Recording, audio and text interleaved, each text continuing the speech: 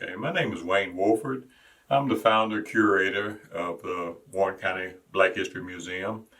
This came as a premonition to me, and I'm glad I listened to the premonition because here we have a museum located in Warren County, Tennessee. There are not many Black History museums in Tennessee, and this happens to be a rarity.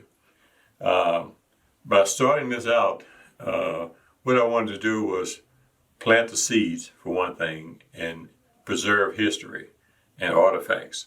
So in this museum, this used to be the hospital at one particular time in the 1930s. And then in the 1940s, they built another flight upstairs there. And so this is a historical building. And one thing about this museum, everything is basically on the walls or in cabinets. In a regular museum, you can actually go inside the walls and you'll have glasses and you'll have buttons you can push and it talks and so forth. We're working on that right now. We're actually going to have another building, hopefully within the next 5 years. So that's what we're planning on right now, but this is the start. Okay, on one side over here, I have basically the way things basically were in Warren County in the particular times, back in the 20s and the 30s. And I also have some old pictures here of the way things were. On this side over here, I have my board, my executive board, and my regular board. These are the people that do the driving. They do the ideas. These are the doers. And I basically picked, in the beginning, I handpicked each one of them. And so this was kind of neat to get educators, to get retired military, to get people that worked in banks. We have a lawyer that takes care of our business. We have pastors. We have doctors, we have grant writers, and we have other people in here that are really doers. And so that's basically what I wanted in the beginning. So my job was basically complete with the premonition that I had. My job was to start the museum. So it started, and hopefully the younger people and these people here will carry it on.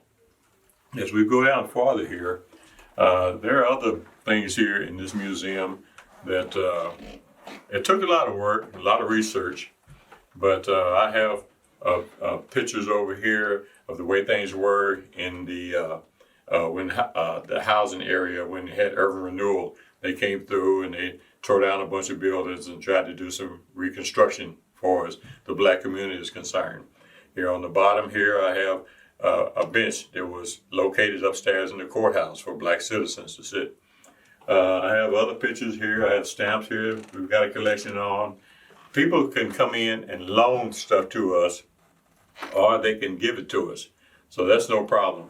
We just have to document everything, take a picture of it, when it came, who it came by, who donated, and so forth.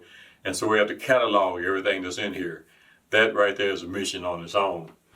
Now, when we go down farther here, like I said, I put out different posters. Different people have given us different posters and so forth. And when I do a lot of collection for Jet Magazine, Ebony Magazine, records. I have a bunch of records. Now, basically, by this being a Black History Museum, I'm trying to make it to where you have stuff that's international, like you have the Hidden Figures, where these ladies worked with NASA, and they established and they got the computers working in NASA. So that's a great thing. So some of these things are not here from McMinnville, but still, this is where you learn the culture and everything for us, America and history is concerned. Like I said, there used to be the hospital, and this particular portion right here was a nursery.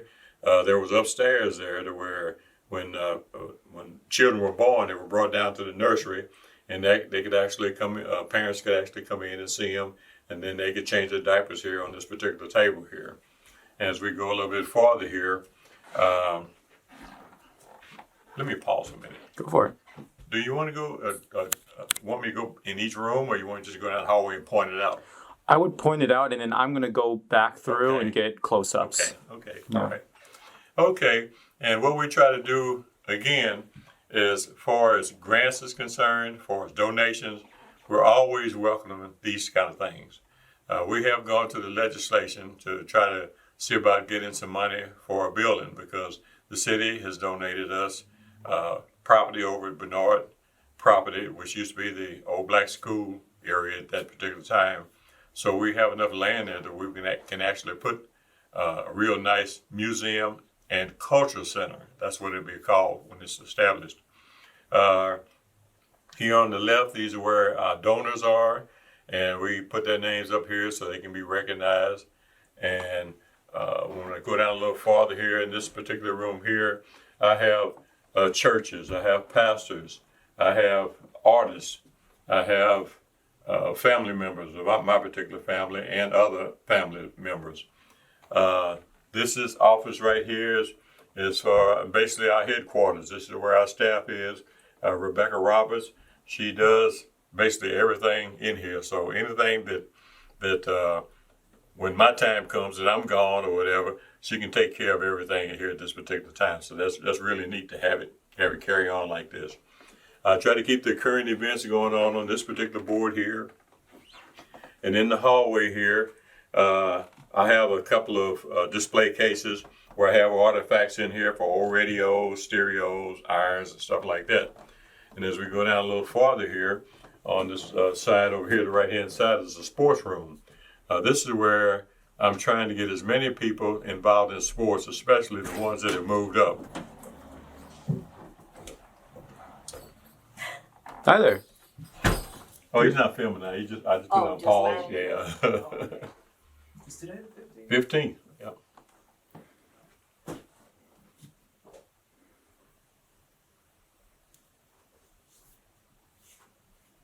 Who's that just came in? We should introduce her. She's part of the team, right? Yes, most definitely. Hi there. Hi, And this is, Rebecca Roberts.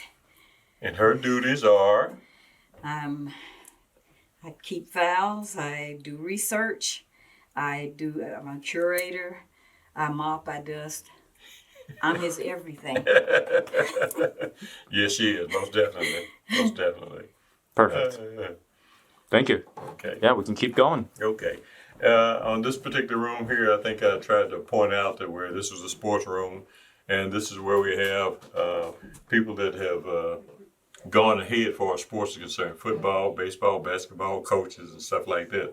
So this is a real good point of contact here for Warren County, because a lot of times when you're talking about Black history, you're talking more about sports figures than you are anything. But we're going a little farther with that. Okay, in this case right here, I'm getting items from Africa. People are sending me stuff from Africa. Some teachers, some people that are here and have it around their house, and they say, "Well, Wayne, I think this would be good for Warren County as far as history is concerned." So we've established this. This particular room right here, we tried to model it as an old school room. So our school, the one that we recognize more than anything, was called Bernard School. There was a president of Sears and Roebuck back in the 20s, and can you imagine a person having $50 million back in 1920? And he was the one that produced 5,000 schools and teachers' quarters for Black students within 7 states. So I thought that was pretty neat. So we have a lot of history here as far as that goes. We have a history for our school, which was built in 1950. The first one burned down in 46, and then 47, another school was built, and then it was torn down in September 8th, 1982. So this room right here gives you a presence of some of the teachers, the educators, the students, and gives you a feel of how things were back in the old days as far as particular desks and so forth like that. In this particular room right here, in this area right here, I tried to get as much as I could as far as getting the... I'm so sorry. Okay. No, it's okay. You want? Okay. Okay, so I tried to get as much as I could. We don't have many of these. This was loaned to us. But all these, on different schools, you'll have different classes that were done throughout the years in different schools. In this particular room right here, I call this more like the important people room right here, because in this particular room right here, we have, and I really push Carl T. Rowan, and my cousin, which was Clarence Bolden. He was the first black judge in Indiana. And Carl T. Rowan worked for John F. Kennedy and Johnson. He was the ambassador of Finland, and he was the director of intelligence for John F. K. and Johnson. So, and coming from here in Bernard School, I thought that was really neat. He was one of the first black 15 officers. He wrote 8 books, and he wrote for 180 newspapers, columns. Over here on the left, another guy. I was a barber. I used to cut hair. I cut his hair when he was a policeman here in McMinnville, but he got promoted and he went to Nashville, and he was the TBI director. So he was the highest ranking law enforcement person in Tennessee at one particular time. He served 14 years. And so he came and he brought me shields and stuff off his desk and so forth. So I thought that was really neat. We also have another person here that did the actual cartoons for Jet Magazine, Playboy, and he lived in Morrison, which is only 10 miles away down the road. This room right here was my first room.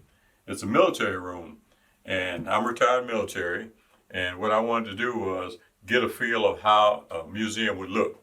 So what I did, I put pictures around, but I also had to have a TV because I had over 180 photos that I have presently of these veterans that have served our country. And so this was the first deal. And so when I got it together, I said, okay, all right, I'm good to go now.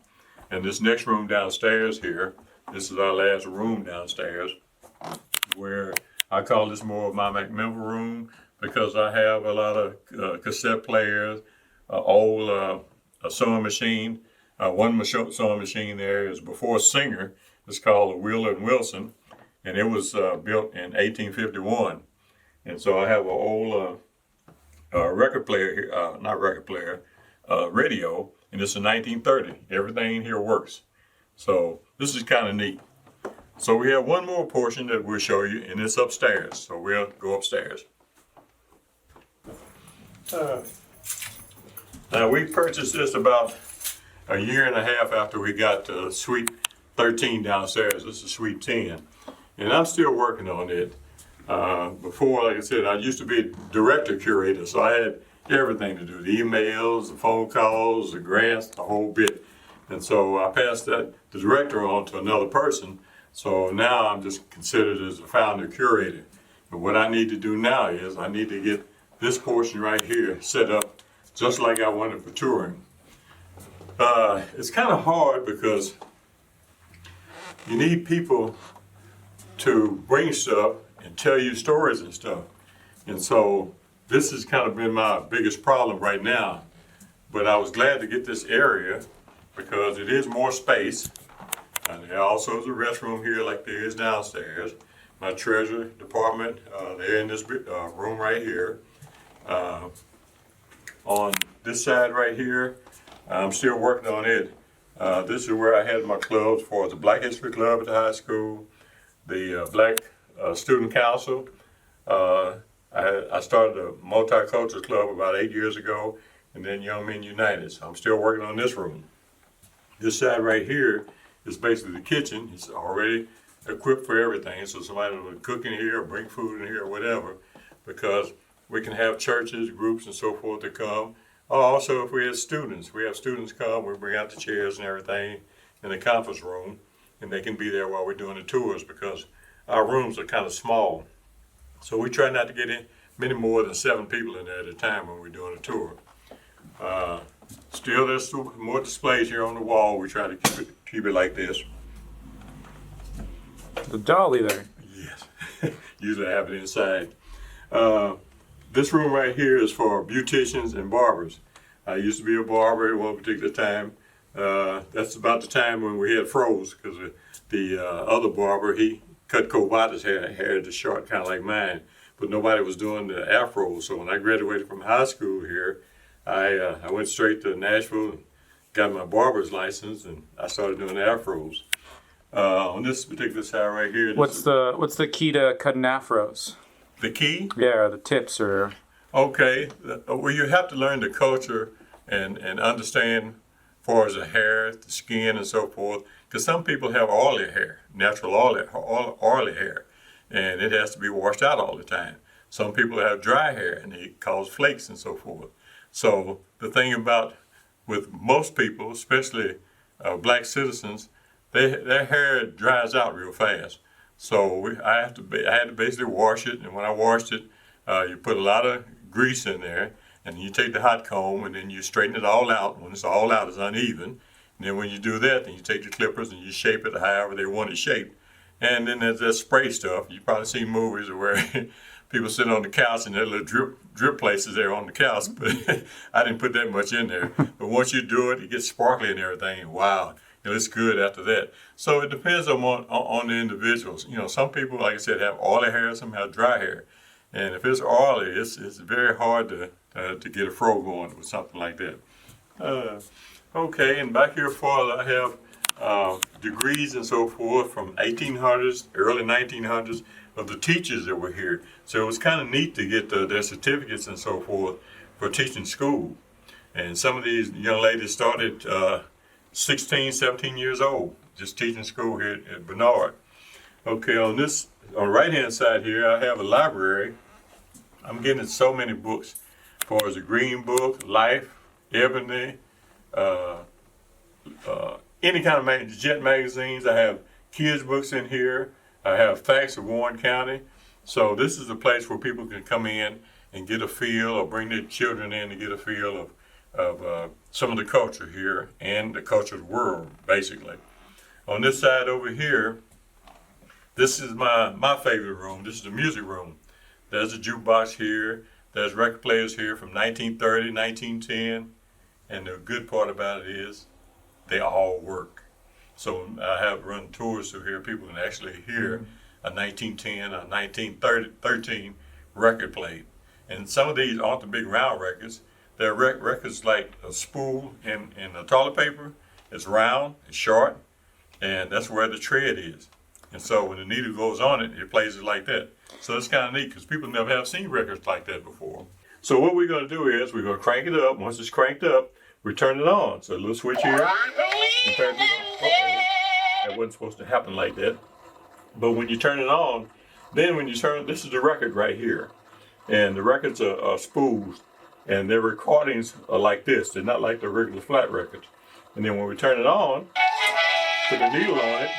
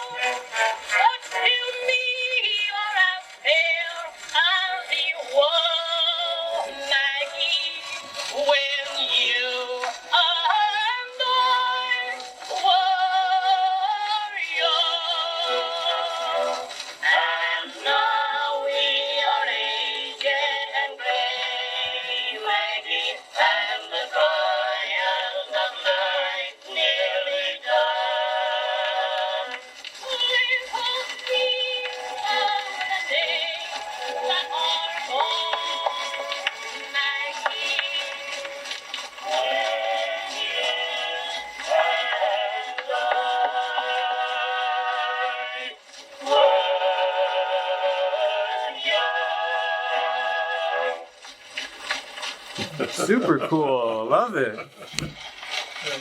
It sounds so awesome. I love that. Yeah, that's when people come, they say, okay, wow, this is cool, I like this. But when I tell them that it works, they say, wow, because a lot of times in museums and stuff like that, you see things, but a lot of things don't work. Mm-hmm. And I was just fortunate enough to have a lady that donated all this to me. All this was free. It was kind of neat. All the needles, all the records. Same one thing with these records here. I actually got the a area here to where we were going through the Black Appalachian music. There was a guy here named Luss, and there was a couple of them, and they produced a couple of CDs. And the lady that came, she was getting her master's and doctorate, and she wrote a book, and she wrote the story here. And since I helped her get in touch with these people, she gave me the CDs and the book. And these are found in Washington, D.C. in the Smithsonian. So that's kind of neat, you know. And so, yeah, like I said, everything here was donated. So this was kind of neat. And there's well, I don't know, you'll probably see a picture of me there, but I play with two bands now. I'm 75 and I'm still playing with two bands, so I'm still having fun. So it's kind of neat. But yeah, this is my room that I really fall in love with. This other room back here is, this is where if I get an overload of students or whatever, I have them to come in here. This is where we have our conferences, when we have our meetings. And we have a TV that we move out here for Zoom. And like I said, there's plenty of space here for the 14 members that we have. So this is where the future and everything for the museum is going right now. So this is basically the end of my tour. Okay, let me give you, this is the end of our tour, but let me give you an idea if you want to come here or visit here. We're on Facebook, we're on the website. We're located downtown McMinnville on 203 West Main Street. Admission is free. We'd like for you to come the hours that are open, but if you can't come the hours are open, you can reach me at area code 931-212-6609, and we can schedule a tour for you. Most of the tours last an hour. Some last longer if you have questions or you want to stay and linger a little bit more. Everything here is to be kept for is preservatives and artifacts. We're trying to keep as much history as we can. There's, like I said, no fee, and our hours are Tuesday and Thursday from noon until 2, Friday from noon until 4 p.m., and on Saturday, noon until 2. These are the current hours right now. Once we get in our budget where we can get more staff in, we're going to keep the regular hours open more. So I'd appreciate it if you come by and give us a holler. Done. Great. Okay. Perfect.